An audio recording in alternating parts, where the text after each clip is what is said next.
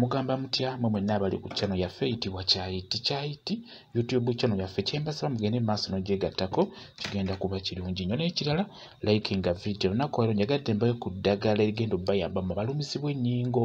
Mulimu abantu abalumizibwa ennyingo nga buli wali ennyingo ng'ennyingo ekuluma njagadde nkuwe ku ddagala.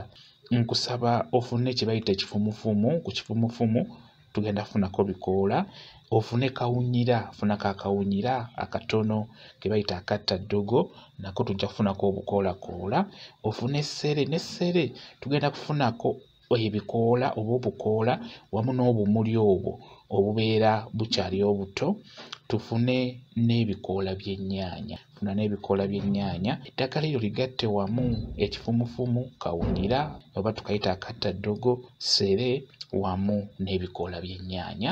Kati nkusaba eddagala eryo ligatte wamu liyenge bulungi nnyo.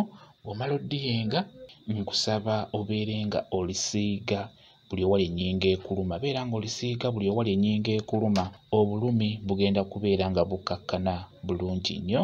Ogenda kubeera ng'ofunawo ku njawulo singa onaaba olikozesezza bulungi. Beera nga olisiiga buli ewali ennyingo beera nga olisiigawo. Bwe kityo bwe kiri. Mwebale kubeera ku channel yaffe eyitibwa Kyayiti YouTube channel yaffe kyembasaba mugende mu maaso n'ogyegattako kigenda kuba kirungi nnyo. N'ekirala likinga video mbeere bulungi. Mweraba.